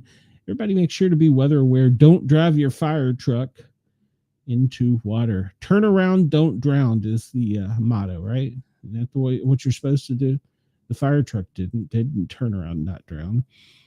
I was hoping to get a little better look at those cyclones off the Philippines, but their winds just aren't forming as tightly as they were showing on the other map. So it's kind of hard to zoom in and see any of this cyclonic activity, but they have had heavy rains in Asia that's caused some flooding and some very high winds. It was reported that winds at some point in time was enough to pull children off of their feet. That's some pretty dang high winds. So, all right, let's join on with another map here. Let's see what we got. This is the fire map from the national, from NASA and from the forestry. Good Lord. Get it together, Glenn. You've only got a 30-minute show left to do. We can see most of the fires. Of course, Canada is still having problems burning. Pretty much from Ontario all the way west, they've got fires. British Columbia's got a little bit of break, except up there by Alaska, and Alaska has multiple fires. And we look down in the Californias, and you can see, well, on the west coast, pretty much all the way down in the west, you can see the fires. And the current heat wave that they're talking about in Wyoming for dry red flag conditions is going to be pretty bad today. So there was a significant fire. There is a significant fire. Chester Island Road down in Florida. It's 106.10 acres, 0% contained. That's the largest on the East Coast. East of the Mississippi, that's the largest fire. All these little red dots that you see, well, they're just reports or satellite images of what could be a fire. They don't necessarily reflect what is a fire. All right, we'll go next to, since we talk about fires, we got to talk about smoke, because smoke causes poor air conditions. We see that pretty much Canada, all of your smoke is pushing down along the Great Lakes, down to Chicago, St. Louis, Kentucky, back to the east and out to the Atlantic is where that winds are driving those smokes. If you remember, we looked on the wind map earlier and we saw up off of Boston, that little front pushing, that's what's causing the smoke to go all the way down to Washington, D.C. Zoom out a little bit, get a better view. Most of Hudson Bay is covered in smoke. We see that pretty much central Canada is covered in smoke. A little bit of smoke problem up in Africa. I don't think there's a problem down in Australia. I don't remember seeing any when I looked earlier. So there's no current smoke levels reported for Australia. We'll do the air now indicator, and we were going to talk about this. Look here, the Ohio Valley, Cincinnati, Columbus, Louisville, Indianapolis, all these areas, Milwaukee, Chicago, can anticipate some moderate air quality days from that smoke coming down from Canada. And we saw it there on the other map where the smoke was coming down from Canada, crossing over Kentucky and back out over Washington, D.C. That's causing some moderate to unhealthy air up in the west. If you look up here, the smoke coming out of Canada is causing some parts of, the Dakotas, now North Dakota, Montana, to have some poor air quality to very unhealthy air quality. So pay attention to that if you're up in Montana and any of the Dakotas. And if you're down in the Ohio, Great Lake Valley, all the way back to the actually coastal New England areas from New York down to Richmond, you can anticipate some poor air qualities. In the South, we're getting a little bit of break because of that wedge that's pushing up. Only along the coastline down here in the Gulf of America do you see, maybe from Pensacola back over across to Jacksonville, do you see any poor air quality. Center of the country, Oklahoma City, Arkansas, Missouri, Kansas, Dallas, that little band there of poor air quality. Let's take a look on the bigger picture of how the air is circulating. No, I don't want that. I want this. And that'll give you a better idea of the air qualities. You see that dust coming off of the desert is being pushed down out of the Gulf and it's crossing over central Mexico and going out to the Pacific. And the smokes coming from Canada is pushing down and out over the Atlantic, as you can see by the wind patterns there. So the largest areas in red are where the worst air quality is, and we see most of that is being generated by the fires. And over on Africa, it's by the dust. Jump down to Australia. You do have some fires that are producing some smoke, but it's not to the extent that we have moderate from the west. I'm sorry, from the east, Canberra, stretching back up to Darwin, and over to the west in Port Hedland, some moderate smoke conditions in Australia, but not nearly as bad as we have here in the States. We see the wind patterns. If you zoom in, we talked about that one off of the coast of New England, and it's pulling the smoke from Canada down and out. Make sure it's not a breaking news. And oh, I did not see this. Let me open this. This is a breaking news story. No, I didn't see this. Was it in the I guess it was, and I just missed it. I'm sorry, guys. Let's go back over here, and we will just put this in right now. This is breaking news. This is coming to us from the Mirror. Ozzy Osbourne dies aged 76. So once again, Ozzy Osbourne, age 76, has passed away. If we remember, he had his final performance just a few weeks ago. Maybe it wasn't even weeks. He's a legend rock musician, started with Black Sabbath. He's 76 days after his final performance. Wow. The Black Sabbath, known to millions as the Prince of Darkness, has been battling ill health in recent years, which caused him to finally bow out of his performance career. He was surrounded by his family. The Changes musician was suffering from Parkinson's in the lead up to his death. He underwent a strict training program in order to be able to headline a giant show in Birmingham called Back to the Beginning on July 5th. In the build up to the show, Ozzy's wife Sharon said Ozzy's working with his therapist every single day. He's doing very well, actually. His number one thing in his life is his fan, so he's working hard to be ready for them to make his show the perfect way and make this show the perfect way to end things. Ozzy was not well enough last year to perform at the band's Rock and Roll Hall of Fame induction in America, and at the beginning of the show, Ozzy performed on a black throne because he was unable to stand. He'd undergone multiple back and neck surgeries, moved into a specialist rehab therapy in Los Angeles to try and help him stand for several minutes on stage, walk freely, and feel better balanced. It comes just weeks after his youngest daughter, Kelly, became engaged in front of Ozzy and Sharon at the Back to the Beginning concert in Villa Park. In the days after his Villa Park show, Ozzy also met dedicated fans who'd spent hours queuing up to see him at Comic-Con Midlands alongside his wife, Sharon, daughter, Kelly, and son, Jack. Wow.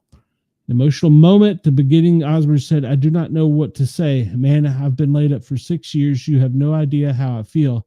Thank you from the bottom of my heart," he told the crowd as he addressed them for what was his final time. Wow.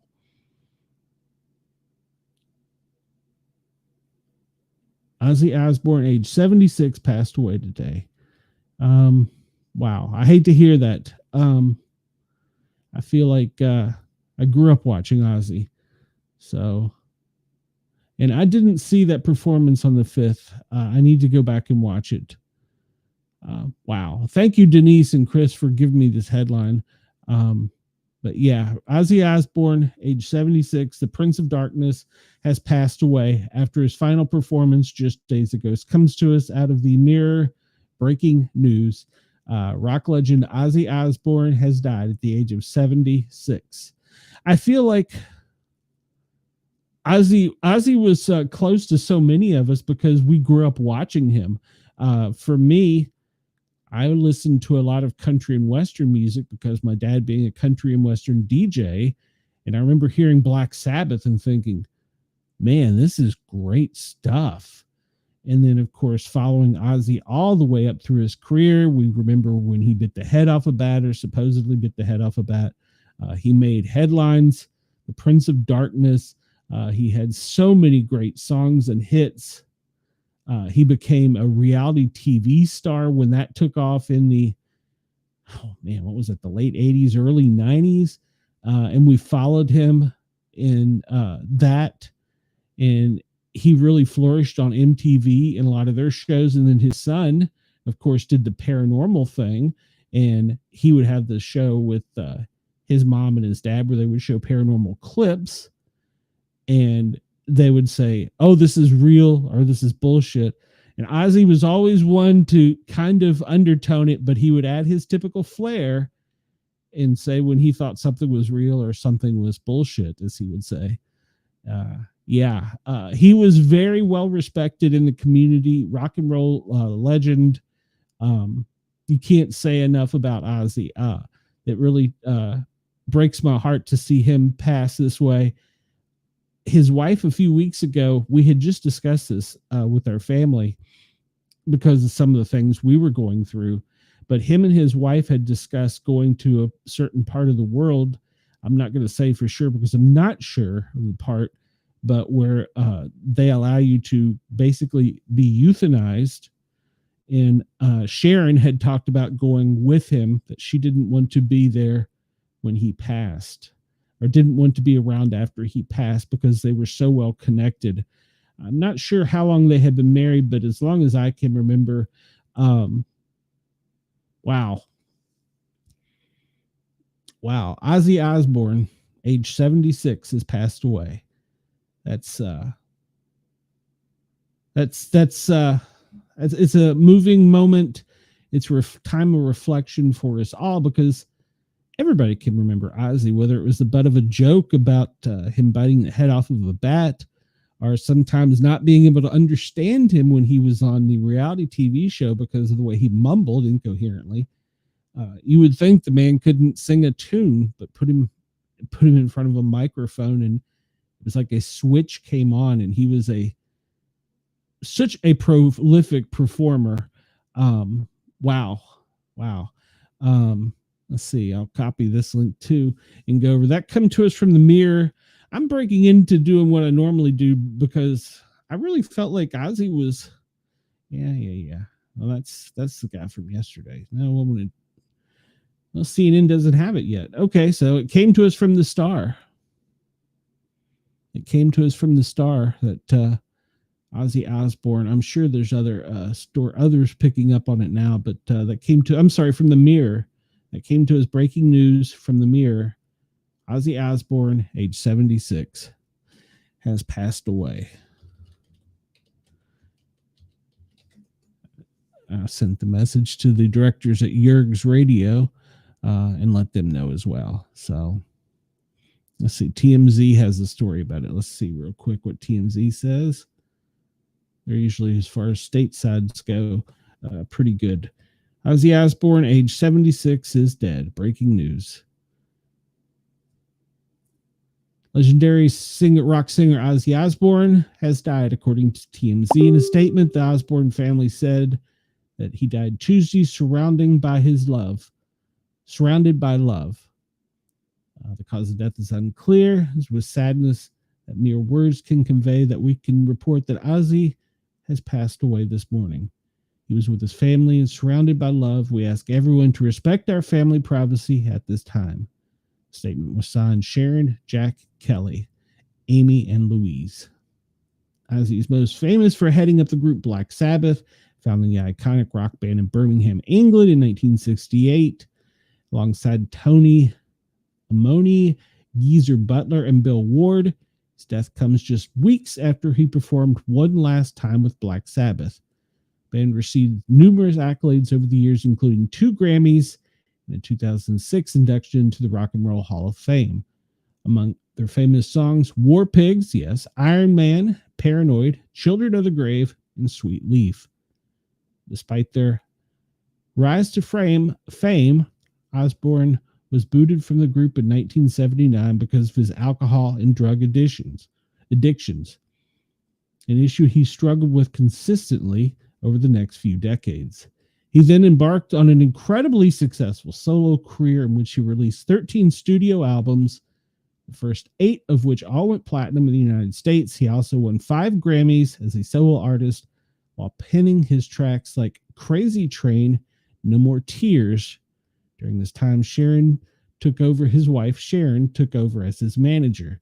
Ozzy and Sharon met in 1970 through her father, who worked for Black Sabbath at the time. Almost a decade later, in 1979, she helped Ozzy fight against his addictions after being kicked out of Black Sabbath. She also encouraged him to begin his aforementioned solo career and the two married in 1982. Ozzy also emerged as a reality star in the 2000s, starring the show The Osbournes with his family. The show ran for 52 episodes over 4 seasons from 2002 to 2005. The children's couple, Kelly, Amy, and Jack, have gone on to carve out careers in TV and internet personalities as well, regularly appearing on reality shows and starring their parents. He is survived by his wife, Sharon, his children, and numerous grandchildren. Ozzy Osbourne was 76. Once again, anyone tuning in, Ozzy Osbourne has passed away. Breaking news at the age of 76. Yes, Mama, I'm Coming Home. That was a great one. Chris says, I can't remember any part of my life and where I didn't know who he was. I agree. Denise says she is sad. Everyone did love and respect Ozzy. Wow. I need to go back and check out the July 5th performance. I was not able to. So I'm going to make sure to go back and do that. Ozzy Osbourne, age 76, has passed away. Cause of death unknown. His family said they were by him. He was surrounded with those he loved.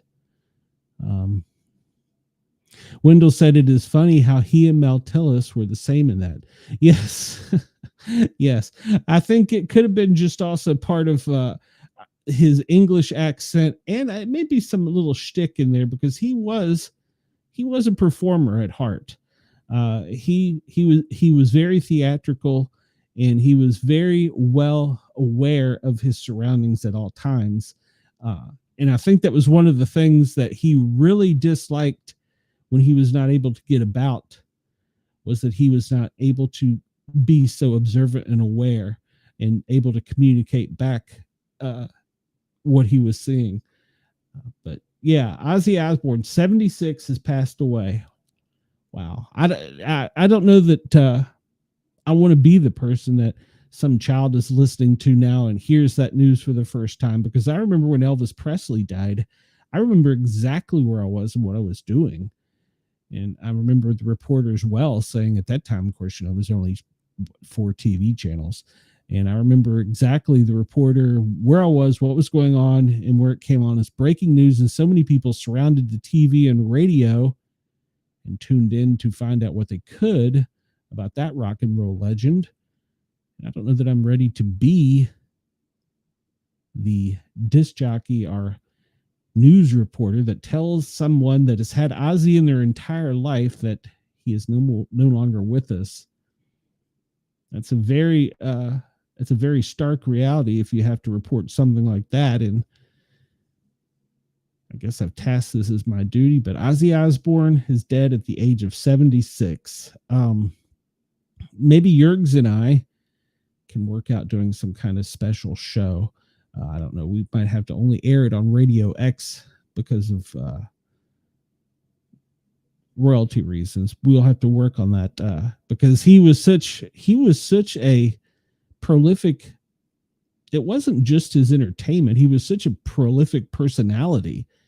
I never got to meet him. He went to Comic Cons, and I would have loved to have got to meet him. But you felt like after watching the reality TV show, you kind of knew the guy. You kind of knew their family. That was, I guess, the beginning of reality TV, where you felt like you were a part of everything. So, yeah. Wow. So, Ozzy Osbourne, he was 76, passed away today.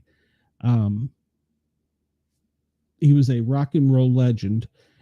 Going like we were talking about, going all the way back to the beginnings with Black Sabbath in England in 1968. I was born in 67. So, Chris, you were correct in all parts of my life. I remember Ozzy. So I remember him from his wild rock and roll days to where his Prince of Darkness days, the reality TV days where he settled in. Well, I won't say settled, but where he had the family on the reality TV show.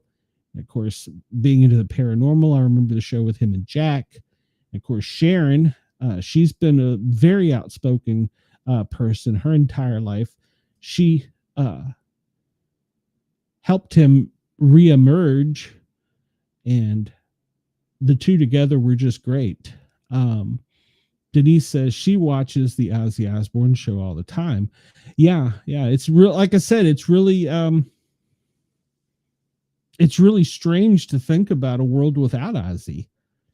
I mean, you don't, as well. I also do a disc jockey show, a radio show on the Thin Line Rock Station, and I often play Ozzy songs because, well, they have special meanings to me from different parts of my life. I guess music holds that for so many of us, but he was one of the most prolific ones where you felt like you could almost connect to him. You don't get that with a lot of performers, and he was definitely one of them. He wasn't the one that wanted to ride the wave of the internet per se. I don't even think he liked to be a reality TV star. I think he just liked to entertain more than he liked to say he was a reality TV star. Of course, Sharon, she was very vocal, if you remember. She spent some times on some shows and sometimes didn't agree with everybody, which is what we want here in America. We want people to be able to speak their minds. I'm just kind of stuck with the fact that he's passed away. It says, according to press release, it was at 11:42 Pacific time today that they released the information. So he probably passed away slightly before that. 11:14 a.m. was when this was released. So Pacific time. So, wow. Ozzy Osbourne has passed away at the age of 76. Surrounded by his wife and children and family and love. Legendary rock singer, Ozzy Osbourne, age 76. Let's see here real quick. If I can, before we go, get any other news that may be breaking from this story. BBC's announcement. What a lovely goodbye concert he had, Rolling Stones' Ronnie Wood says. It was so very sad to hear the death of Ozzy. It was at 14:53 local time. Or no, it was 14:53 our local time. One of rock and roll's greatest. He was famed as one of rock and roll's wildest frontmen. Chris says, I think only losing McCartney, Jagger, or Richards would be similar. Yeah, exactly. Well, I'm comparing it to Elvis. For me in my life, in 1982 at a concert, he infamously bit the head off a bat, something he claimed he did as he thought it was a toy, which he had to receive rabies shots for later. Despite his wild ways, he managed to outlive many of his 70 rock contemporaries, enjoying a number of career revivals. He was sober from 2006 onward. He was a true Birmingham legend. Metallica has sent their respects. They posted a photograph on their social media account as a tribute to Ozzy. Shows the band with Osbourne with a broken heart emoji. BBC said he was fragile and frail at his final event, his final gig, and he had Parkinson's disease, remained seated throughout. His voice only wavered a bit, but it packed a fair punch. After 5 songs from his solo career, he was joined by Sabbath guitarist Tony Lamoni, I'm pronouncing that wrong, and I apologize, guys. Geezer Butler, lyricist, and drummer Bill Ward for 4 more, finishing out the 1970s classic Paranoid.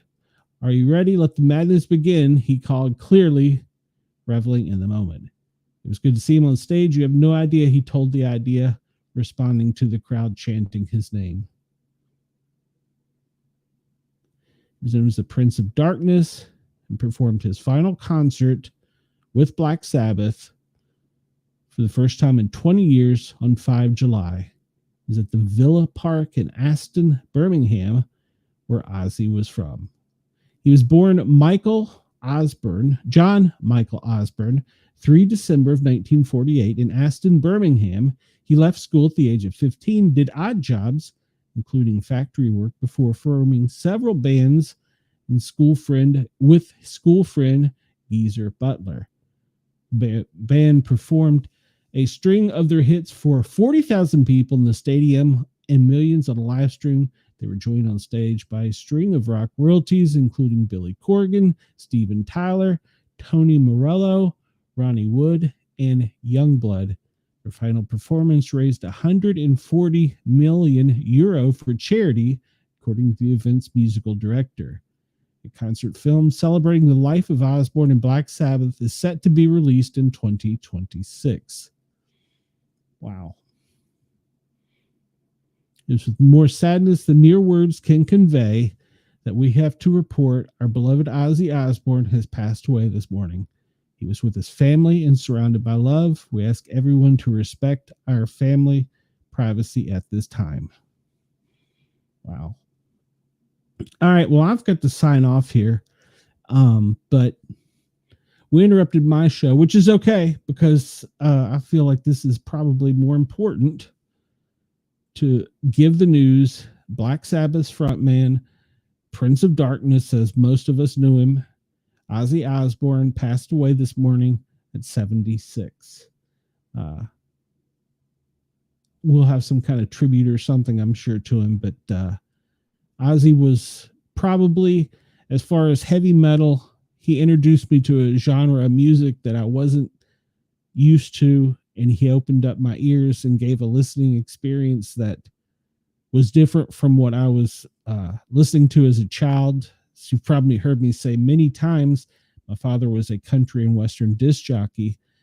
And so that was the genre that I was most used to hearing growing up. And I can remember hearing in East Tennessee on WIMZ Rock 103.5, Ozzy Osbourne for the first time with Black Sabbath. And I remember saying, man, that's some good music. What is this? And I remember that very well. So I remember exactly where I was in the song. So, wow, Black Sabbath, Ozzy Osbourne, 76. I've got to get out of here, guys and gals. If you get a chance, go over to YouTube. I'm sure there's going to be some things over there. But if you get a moment, just take a time to think about his family, because he did have a great family. And they said he was surrounded by family and love. So let's hope that he passed peacefully. You're welcome, Denise. Thanks, Chris. Yeah, it just I hate to kind of make it so, I don't know what the word, emotional, but he was a great performer. He was one that I'll remember all my life. Like I said, it was maybe not necessarily for his music. I remember the reality TV show. And then I remember him after the show. And of course, like I said, being the paranormal, I remember watching Jack and him with his show. And it's funny because actually when we started the Paranormal Guys, yeah, Denise, I'm right there with you. When we started the Paranormal Guys, I told my son, Kyle, I said, this could be like the Ozzy thing. I'm the paranormal one and you're the normal one. And that was the kind of the basics of the forming of my show. So it goes back to me in many ways, but wow, I've got to get out of here. I'm running over my time with Yerg's Radio, Rainbow Radio, Radio X, and Dare Media. Thank you all for allowing me to be a part of your day. And I'm sad to have to be the one to report to you that Ozzy Osbourne, age 76, passed away this morning. May his family and his fans around the world be in our heart today for loss of a great performer. Ozzy Osbourne, 76, passed away this morning.